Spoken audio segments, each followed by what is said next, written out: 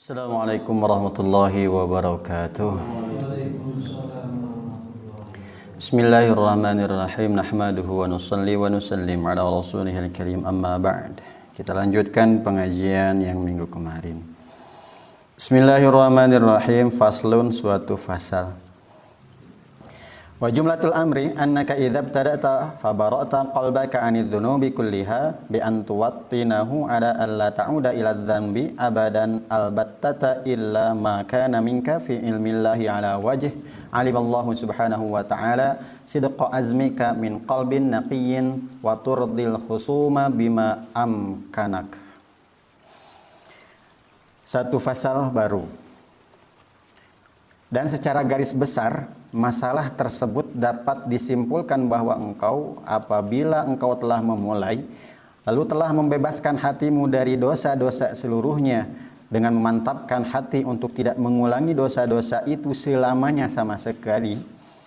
Artinya, sudah taubatan nasuha, sudah tidak mengulangi dosanya lagi, sudah menyesalinya seluruh dosa-dosanya. Kecuali dosa yang ada darimu dari ilmu Allah. Menurut satu pendapat, niscaya Allah Subhanahu wa ta'ala telah mengetahui akan kejujuran cita-citamu itu dari hati yang bersih. Jadi kalau kita ini berbuat dosa, setelah kita taubat nasuha, dan perbuatan dosa kita itu memang sudah jadi takdir Allah, dan kita tidak menyengaja untuk melakukan dosa tersebut, tidak merencanakan berbuat dosa lagi, melainkan karena begitu saja terjerumus karena memang itu takdir Allah. Allah Subhanahu wa ta'ala mengetahui akan hal itu. Apakah dosa kita memang benar-benar tidak sengaja, atau karena taubat kita yang belum taubatan nasuha. Allah Maha tahu.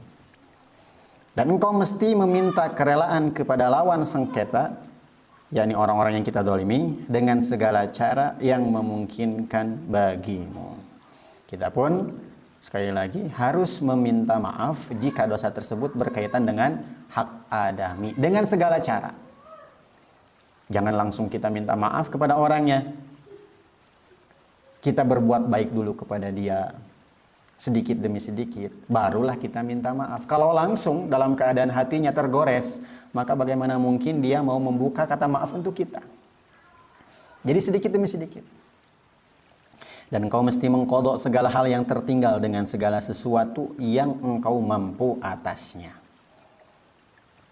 Ketika kita sudah bertobat kepada Allah, maka Allah Subhanahu wa ta'ala tahu kesungguhan kita, bahwa kita ini benar-benar tobat. Dan ketika kita berbuat dosa, Allah pun tahu apakah perbuatan dosa kita ini disengaja atau tidak. Ya, kemudian yang berhubungan dengan hak adami, kita meminta maaf. Dan sesuatu yang berhubungan dengan ibadah yang ditinggalkan, kita sudah berusaha untuk mengqadanya, untuk membayarnya. Hutang kepada manusia aja harus dibayar, apalagi hutang kepada Allah. Dan Allah Subhanahu wa ta'ala itu melihat kesungguhannya. Makanya ada suatu hadis, niyatul mu'min ablaghu min amalihi. Ada yang mengatakan afdalu min amalihi. Niyatul mu'min ablaghu, artinya niat seorang yang beriman itu lebih sampai daripada amalnya. Seperti orang yang mau mengqadha sholat yang ia tinggalkan ataupun puasa yang ia tinggalkan. Dia niat sungguh-sungguh, saya akan mengqadha puluhan tahun sholat yang saya tinggalkan misalnya. Saya ingin mengqadha puluhan tahun puasa yang saya tinggalkan. Baru 1 tahun dia kerjakan, kok meninggal dunia, maka niatnya ablag, sudah sampai. Ya, artinya seakan-akan semua qadanya sudah terbayar. Jadi Allah itu melihat kesungguhannya. Tidak perlu sehari dikerjakan sampai 50 rakaat, 50 kali sholat, tidak. Semampu kita. Sebelum subuh, qadha subuh. Sebelum duhur, qadha duhur. Sebelum asar, qadha asar, semampu kita. Tapi diniatkan untuk membayarnya. Meninggal dalam keadaan qadhanya belum selesai, maka dianggap sudah selesai bagi Allah. Begitu juga dengan hutang. Kita wajib membayarnya dengan niat untuk membayarnya. Niatnya bisa lebih sampai daripada perbuatannya. Memang kita tidak punya uang sama sekali, tapi dalam hati kita niat benar-benar untuk membayar, meninggal dalam keadaan belum membayar hutang, maka seakan-akan dia meninggal dalam keadaan hutangnya sudah terbayarkan. Jadi kita harus ada niat dulu. Yang namanya ada niat, kita mengumpulkan uang untuk membayar. Ya.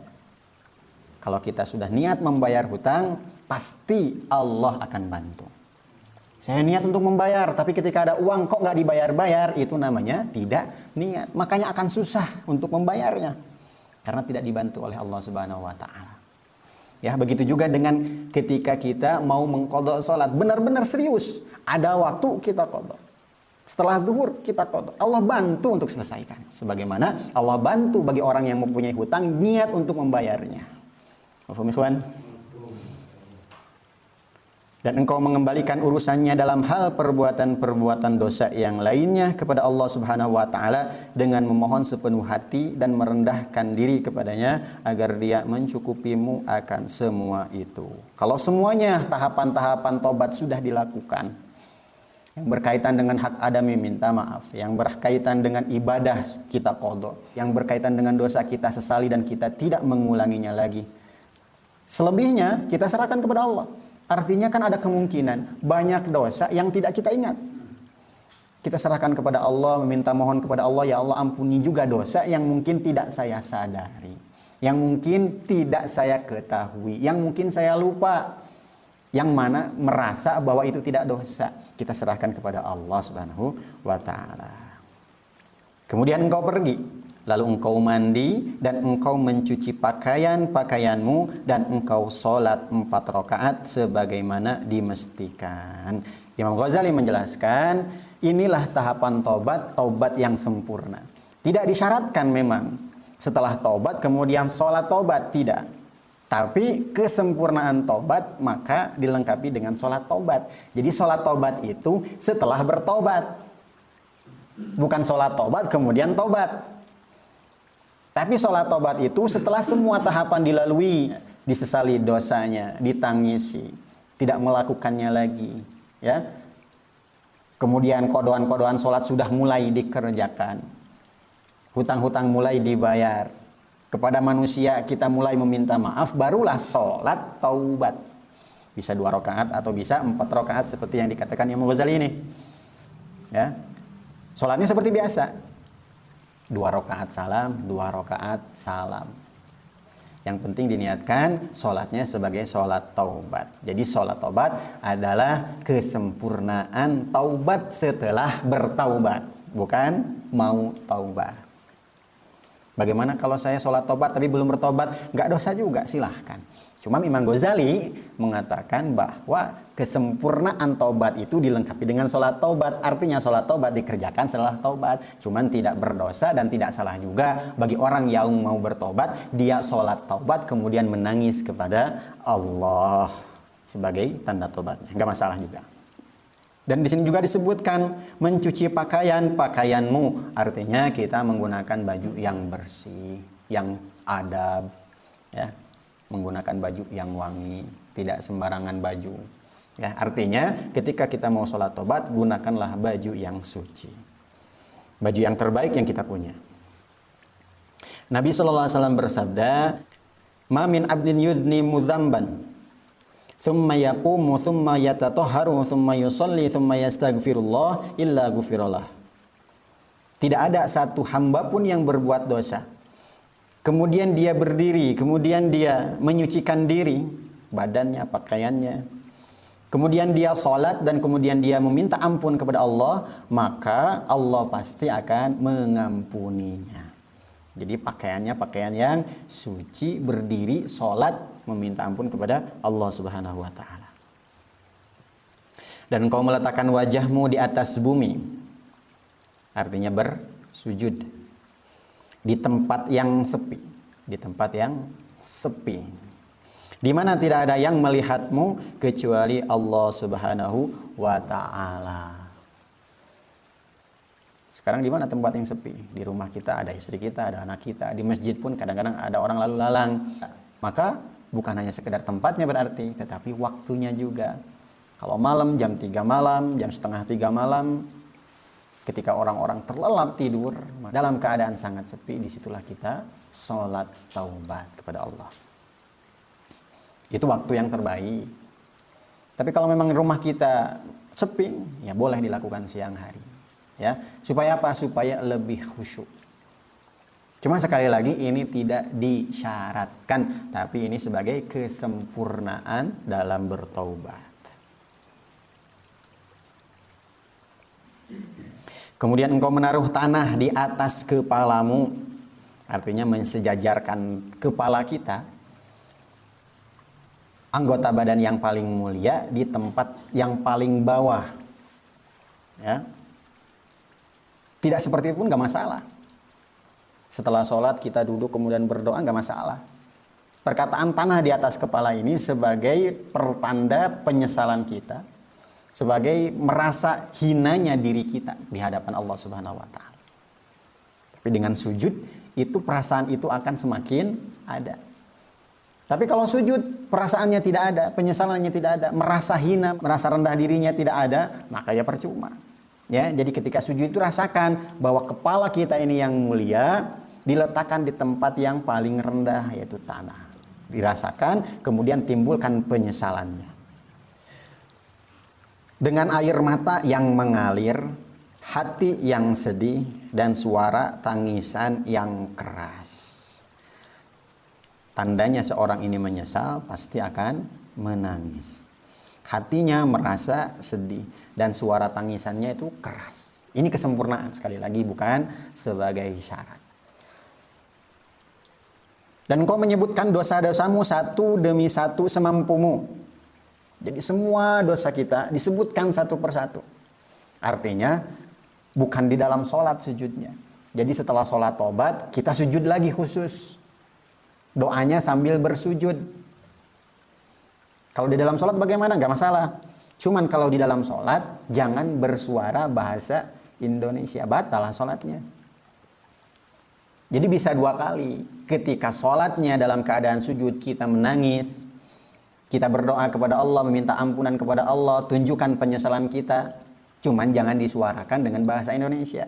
Kalau ingin disebutkan, kata-katanya pun keluar, bahasa Indonesianya keluar, maka disujud setelah sholat. Jadi setelah sholat kita berdoa lagi sambil bersujud. Merasa bahwa diri kita ini rendah. Dan kau mencaci dirimu yang bermaksiat itu atas semua perbuatan itu, dan engkau memakinya. Jadi dosanya disebutkan satu persatu, kemudian kita caci maki diri kita. Bentuknya seperti apa? Engkau mengatakan, tidakkah engkau malu wahai nafsu? Tidakkah saat ini bagimu untuk bertaubat? Apakah engkau sanggup menanggung siksa Allah Subhanahu wa taala? Apakah engkau ingin terhadap murka Allah Subhanahu wa taala? Engkau menuturkan hal ini sesering mungkin sembari engkau menangis. Caci maki diri kita. Mungkin kita punya bahasa sendiri. Ya, hai nafsu, gak tahu malu banget sih lu. Sudah dikasih rizki oleh Allah, sudah diberi kesehatan oleh Allah. Kok gak malu sih? Kenapa kamu maksiat? Nah, contohnya seperti itu. Bisa dengan bahasa diri kita masing-masing. Yang penting hal tersebut kita rasakan. Kita caci maki diri kita, nafsu kita. Kenapa kok berani maksiat kepada Allah Subhanahu wa taala? Kemudian engkau mengangkat tangan kedua tanganmu kepada Tuhan yang Maha Penyayang lagi Maha Suci. Dilanjut dengan berdoa. Dan engkau mengucapkan. Jadi kata-kata ini kata-kata yang diajarkan oleh Imam Ghazali. Kita punya kata-kata sendiri pun gak masalah. Wahai Tuhanku, hambamu yang melarikan diri ini telah kembali ke pintumu. Hambamu yang melarikan diri. Kenapa dianggap orang yang bermaksiat sebagai orang yang melarikan diri? Karena dia sedang menjauh dari rahmat Allah. Makanya katakan kepada Allah, ya Allah, dulu-dulu saya menjauh darimu, saya melarikan diri dari rahmatmu, sekarang hamba kembali ya Allah. Hambamu yang durhaka telah kembali untuk berdamai. Hambamu yang pendosa mendatangimu dengan berbagai alasan. Maka maafkanlah aku dengan segala kedermawananmu, dan terimalah aku dengan keutamaanmu, dan lihatlah kepadaku dengan kasih sayangmu. Ya Allah, ampunilah segala dosaku yang telah lalu, dan peliharalah diriku di sisa-sisa batas usiaku. Minta maaf, mohon ampun kepada Allah Subhanahu wa taala, dan minta dipelihara supaya sisa umurnya ini tidak melakukan dosa lagi. Karena sesungguhnya kebaikan seluruhnya dalam wewenangmu, dan engkau adalah zat maha mengasihi lagi maha menyayangi kepada kami. Silahkan cari bahasa yang enak untuk bertobat. Ini bahasa yang diajarkan oleh Imam Ghazali. Intinya kita mengagungkan Allah, menghinakan diri kita, dan kita memohon ampun kepada Allah Subhanahu wa taala. Intinya juga sampaikan seluruh penyesalan kita yang sedalam-dalamnya. Kemudian berdoalah dengan doa syiddah atau doa kesulitan hidup. Doanya, ya mujliya Allah imil umur, ya muntaha himmatil mahmumin, ya man idza arada amran fa innama yaqulu lahu kun fayakun, ahatat bina dhunubana antal madkhuru laha ya madkhuran likulli syiddah, kuntu adkhiruka li hadhihi sa'ah fatub alayya innaka antat tawwabur rahim. Artinya, wahai zat yang memperlihatkan perkara-perkara besar, wahai zat puncak akhir tujuan para pecita-cita, wahai zat yang apabila berkehendak terhadap segala sesuatu, maka dia hanya berfirman kepadanya, wujudlah, maka wujud. Telah mengepung kami berbagai dosa kami, engkaulah tempat penyimpan untuknya. Wahai zat penyimpan bagi segala kesulitan, perkenankan aku menyimpankan dosa-dosaku padamu pada saat ini juga, maka terimalah taubatku. Sesungguhnya engkaulah maha penerima taubat lagi maha penyayang. Ini doa yang diajarkan oleh Imam Ghazali. Silahkan dihafalkan kalau mampu. Kalau tidak, pakai bahasa sendiri. Contohnya, ya Allah, engkau maha agung, engkau maha tahu, Kau maha pengampun, Kau maha pengasih, Kau maha penyayang, sayangilah aku. Kami banyak dosa. Engkau bisa mengadab kami, tapi saya yakin anugerahmu, kasih sayangmu lebih besar daripada dosa-dosa kami. Ampunilah kami, contohnya seperti itu. Dengan bahasa yang bisa dicerna oleh diri kita sendiri. Kemudian perbanyaklah menangis, merasa hina dan merendahkan diri, dan ucapkanlah, ya man la yushgiluhu sya'nun an sya'nin, wala sam'un an sam'in, ya man la tughallituhu kathratul masail, ya man la yubrimuhu ilhahul mulihin, adzikna barda afwika wa halawata maghfiratika birahmatika ya arhamar rahimin innaka ala kulli syai'in qadir. Wahai zat yang tidak merepotkannya kepentingan satu dari kepentingan yang lain, dan tidak pendengar satu dari pendengaran yang lain. Artinya Allah tidak repot walaupun seluruh manusia berdoa dalam satu waktu dan doanya sama. Allah tidak repot sama sekali. Wahai zat yang tidak akan menggelirukan banyaknya permohonan, wahai zat yang tidak membosankannya permohonan yang mendesak dari para pemohon yang mendesak, berilah kami rasa dinginnya maafmu dan manisnya ampunanmu dengan kasih sayangmu, wahai zat yang maha pengasih di antara para pengasih. Sesungguhnya engkau maha berkuasa atas segala sesuatu. Tadi lafaz-lafaz tadi adalah lafaz-lafaz yang diajarkan oleh Imam Ghazali. Adapun lafaz kita bertobat, kan nggak bisa, harus buka kitab terus.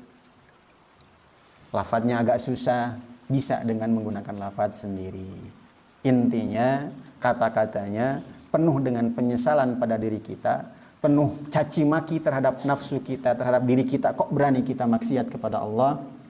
Kata-katanya kata-kata yang merendahkan diri kita, menghinakan diri kita, memuliakan Allah. Sebut semua asma-asma Allah yang agung. Kemudian mohon ampun supaya Allah Subhanahu wa taala ridho, rela memberikan kita taubatan nasuha, manisnya taubat, nikmatnya taubat.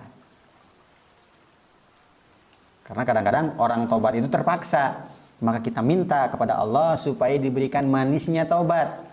Artinya ketika kita berubah masa-masa yang dulunya jahiliyah kepada masa yang baik, kehidupan kita merasa lebih bahagia daripada sebelumnya. Itu namanya taubat yang manis. Kalau taubat yang mungkin terpaksa dari kehidupan sebelumnya dengan kehidupan sekarang, kok masih enak kehidupan sebelumnya. Tapi bukan berarti sekarang hidupnya menjadi miskin, tidak. Kadang-kadang orang dalam keadaan pas-pasan saja. Padahal dulunya bergelimangan harta ketika banyak maksiat, kok yang sekarang tetap lebih bahagia. Itu namanya taubat yang manis. Dan mudah-mudahan kita diberikan taubat yang manis seperti itu. Wallahu a'lam bishawab. Insyaallah kita lanjut nanti setelah Isya.